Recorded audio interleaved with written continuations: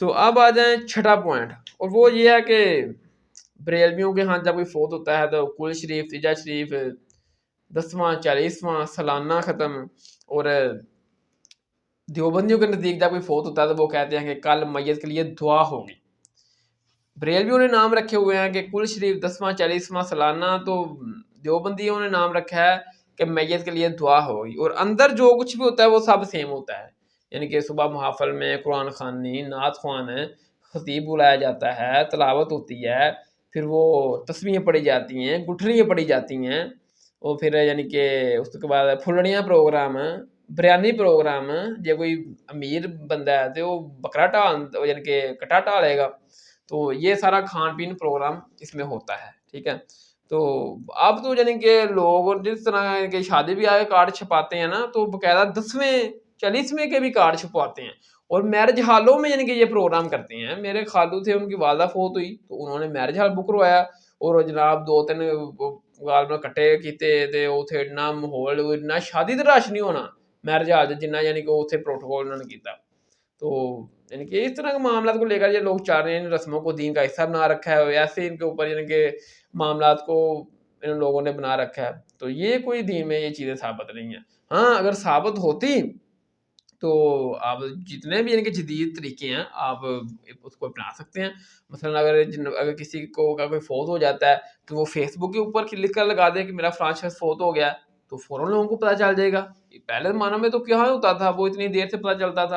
اور پھر وہ نماز جنازہ کا لکھ دیں گے کہ اتنے بجے نماز جنازہ ہے تو زیادہ لوگ شرکت کریں گے، تو نماز جنازہ تو دین کی بنیادی ایکٹیویٹی ہے، ٹھیک ہے۔ تو اس میں زیادہ لوگ شرکت کریں گے، اور جو نا وہ میت کے لیے دعائیں خیر کریں گے۔ تو جو چیز یعنی کہ ثابت ہی نہیں ہے اور خود سے آپ نے دین میں داخل کی ہوئی ہے، اور جو یعنی کہ وہ بندہ نہیں کر رہا وہ کام جو ثابت نہیں ہے دین میں، اس کو آپ لوگ کہہ رہے ہیں جی کہ مر گیا مردود نہ فاتح نہ درود، اور اوپر سے کہتے ہیں لو جی ایدا پیو مر گیا، پیو نے جم کے پال کے اتنا وڈا کیتا ہے، پیو اج آپ مر گیا تو انہیں پچھو 10ویں کا ختم نہیں دعا سکیا، ایڈا ہی مر گیا تو انہوں تانے دیں گے اتوں۔ میرے بھائی جو چیزیں اسلام میں ثابت نہیں ہے، دین میں ثابت نہیں ہے، تو ان کو اس طرح تو ان کو پرفارم کرنا آپ نے، ٹھیک ہے۔ وہ پھر باقاعدہ جو نا وہ مدرسوں سے قرآن شریف یعنی کہ لیتے ہیں، وہ پیسے بھی دیتے ہیں بعض دفعہ، پھر محلے دار رشتے دار باقاعدہ جو نا وہ قرآن پاک اتنے میری طرف سے قرآن ہے، درود شریف 70,000 دفعہ کلمہ شریف، 50,000 دفعہ درود شریف، اتنی دفعہ یاسین، اتنی دفعہ سورہ بقرہ، اور پڑھ کر جو نا وہ میت کو سارے ثواب کرتے ہیں۔ تو یہ طریقہ تو اسلام میں ثابت نہیں ہے۔ جس بندے نے ساری زندگی قرآن کھول کے نہیں دیکھا کہ اللہ تعالیٰ مجھ سے کیا چاہ رہا ہے اس قرآن میں، تو آپ چاہتے ہیں کہ اس طرح قرآن بخشنے سے قرآن کو فائدہ دے گا؟ بالکل فائدہ نہیں دے گا۔ قرآن صحیح، یہ حدیث ہے صحیح مسلم میں 534 کا نمبر ہے 534، کہ قرآن روز قیامت یا تیرے حق میں دلیل بنے گا یا تیرے خلاف بنے گا۔ اگر تو نے اس کو زندگی میں کھول کے پڑھا ہے، اس کے اوپر عمل کیا ہے، تو یہ تیرے حق میں دلیل بنے گا، اور اگر تو نے اس کو زندگی میں کھولا ہی نہیں، پڑھا ہی نہیں، اس پر عمل نہیں کیا، تو یہ تیرے خلاف دلیل بنے گا۔ ایک بندے نے ساری زندگی قرآن کو کھولا نہیں ہے، اس پر پڑھا نہیں ہے، اس کے اوپر عمل نہیں کیا، اور یہ بندہ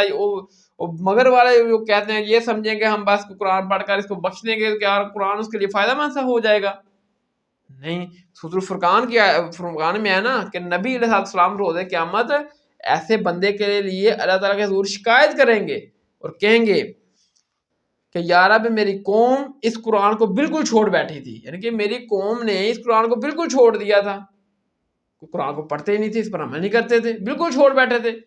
بس کوئی مر گیا تو جا کے کل شریف، تیجا شریف، 10واں شریف، چاہے وہ بندے نے ساری زندگی قرآن کھول کے نہ ویکھیا ہوئے،